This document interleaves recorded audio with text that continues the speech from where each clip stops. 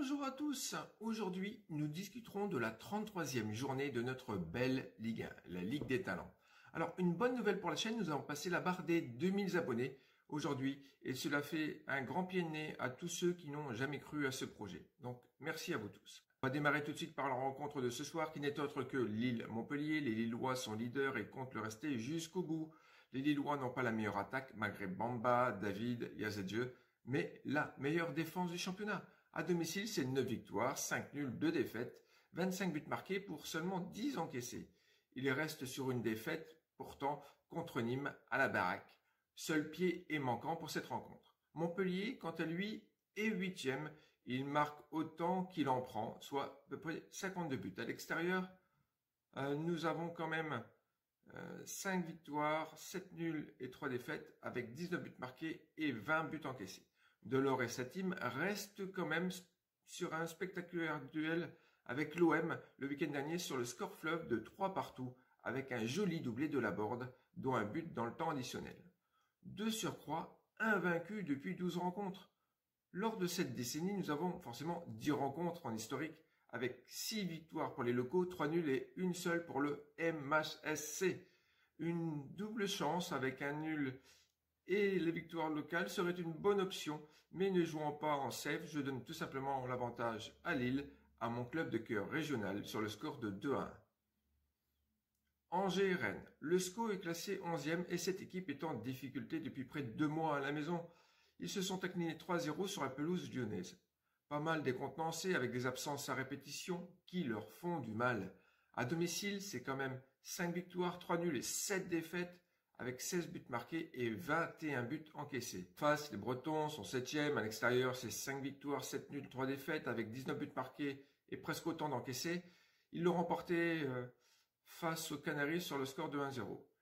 Guarcy, Bourigeaud et Terrier sont en forme. En Ligue 1, Angers ne l'a jamais remporté contre les Rennais. Leur bête noire, peut-être. Victoire des visiteurs sur le score de 1-0. Ensuite, direction le Vélodrome qui recevra les Lorientais. Marseille à la course pour l'Europe avec sa 6e place. À domicile, 8 victoires, 4 nuls, 4 défaites avec 25 buts marqués et la moitié d'encaissés. Et bon, on l'a dit, il y a eu le nul à Montpellier, mais reste quand même invaincu depuis 5 rencontres chez eux. Caletacar sera manquant à la suite du rouge pris le week-end dernier. Lorient est à la 17e place avec 2 points de la relégation qui à l'extérieur, c'est un bilan assez tristouné avec une seule victoire, 6 nuls, 9 défaites, 15 buts marqués et 31 buts encaissés.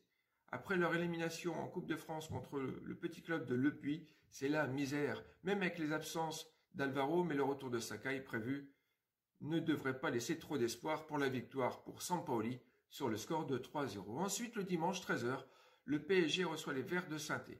Le PSG qualifié pour les demi de Ligue des Champions, certes pas de la meilleure façon, malgré leur défaite face aux Munichois, avec une série de matchs dans les jambes. À domicile, 10 victoires, 1 nul et 5 défaites, avec 35 buts marqués et 11 encaissés, mais avec un Mbappé qui en a mis 21 et 7 passes décisives.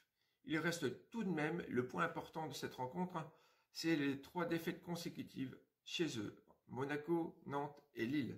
La gestion de l'effectif a un prix.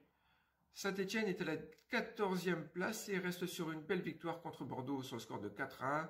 À l'extérieur, c'est 6 victoires, 3 nuls et 7 défaites avec 18 buts marqués et 21 encaissés. Toujours privé de Boudbouz, l'Algérien. Historiquement parlant, Paris est sorti gagnant très souvent. Surprise ou pas surprise, victoire de Paris 2-0 avec un petit but de Ney, pourquoi pas. Brest lance le 16e contre le 5e. Les Brestois à domicile, c'est 8 victoires, 3 nuls, 5 défaites, 30 buts marqués et 26 encaissés. Les Crocos nîmois ont pris le nul 1 partout le week-end dernier en Bretagne. Alors que dans le même temps, les Lensois l'ont remporté brillamment contre Lorient sur le score de 4-1 avec un péno transformé par Kakuta en première mi-temps. À l'extérieur, pour les gars du 6-2, nous avons 8 victoires, 4 nuls, 4 défaites avec 25 buts marqués et presque autant d'encaissés. Une rencontre équilibrée pour un match nul sur le score de 1 partout, le premier de cette journée. Ensuite, nous avons Dijon-Nice. À domicile, les Dijonais, lanterne rouge et clairement relégués en D2 l'année prochaine, ont 0 victoire, 6 nuls, 10 défaites avec 5 buts marqués et 22 encaissés. Bald doit se sentir parfois tout seul devant. Nice a quant à elle, est à la 9e place et ils veulent bien croire que ce match peut être l'occasion, car à l'extérieur, nous avons 7 victoires, 4 nuls, 5 défaites, 22 buts marqués, 17 encaissés. La victoire pourrait être niçoise avec un joli score de 1-0, avec un but de Gouiri. Et on se rend à Nîmes qui fera la réception du club alsacien de Strasbourg avec des blessés de part et d'autre. Pour les Nîmois, 18e du classement, à la maison c'est 3 victoires, 3 nuls, 10 défaites, 17 buts marqués pour 31 encaissés. Alors ils ont pris le nul un partout, ce qui est encourageant le week-end passé contre Brest. En face, Strasbourg, dans le ventre mou du tableau, malgré ses résultats moyens, 6 victoires, 2 nuls, 8 défaites avec 24 buts marqués et autant d'encaissés. Un duel entre Diallo et Ripard, car Ayork est blessé. La belle option est une double chance nulle ou victoire strasbourgeoise, mais on partira sur le nul pour cette rencontre. Ensuite, nous partirons en Champagne au Reims, 12e, jouera contre l'équipe de Metz, 10e. Une belle rencontre qui s'annonce équilibrée et dynamique. À domicile, 4 victoires, 7 nuls et 4 défaites, 14 buts marqués et 15 encaissés. Ils viennent de sortir 2 nuls de suite. C'était face à Rennes et Nice. L'important milieu Kassama est absent pour carton rouge. Dommage pour les Champenois.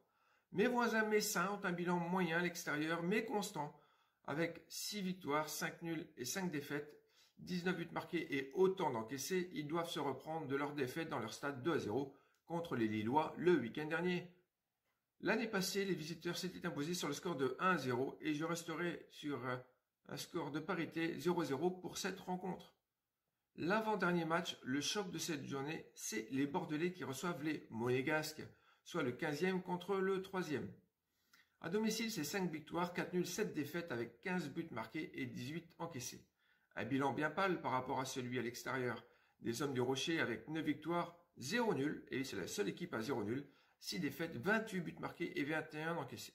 Les Monégasques sont en forme et sur leur lancée, je ne pense pas que Ben Arfa créera le tremblement de terre, la surprise pour ce match qui est à dominante princière. Victoire avec un but de Volande sur le score final de 2-1. Les Canaries nantais reçoivent pour ce dernier match de cette journée la Olas Team. Nantes, 19e, veulent y croire très fort pour se sauver de cette relégation. Domenech avait été limogé pour ses résultats et Camboiré ne fait pas mieux. À domicile, l'équipe de Loire-Atlantique, c'est un bilan médiocre avec 2 victoires, 8 nuls, 6 défaites, 16 buts marqués et 25 encaissés. Avec leur défaite de plus au compteur contre Rennes le week-end dernier sur le score de 1-0. Pour les Lyonnais à l'extérieur, nous avons 8 victoires, 7 nuls et une petite défaite avec 29 buts marqués et 15 encaissés. Ils ont battu le SCO d'Angers sans forcer sur leur terrain à 3-0. Les Lyonnais se doivent de rester au contact de la tête du peloton avec Lille, Paris et Monaco, bien sûr. Depay et Cambi et Kadewere. Une chance triple buteur est prenable ici. Bon, la cote, elle n'est pas excellente, c'est 1,30, mais pourquoi pas. Nantes avait créé la sensation en l'emportant 2-1 en 2019, mais aujourd'hui, la situation du club indique qu'une seule issue. Lyon, vainqueur avec un minima de 0. Merci d'avoir regardé cette vidéo jusqu'au bout. Si le contenu vous a plu, alors n'hésitez pas à mettre le pouce bleu qui va bien et à vous abonner si ça n'est pas encore fait également pour m'encourager pour cette chaîne. Je vous dis à très bientôt, voire à demain soir pour la présentation d'un combi en Italie qui aura lieu dimanche. Donc bon match et surtout bonne fin de semaine. Bye.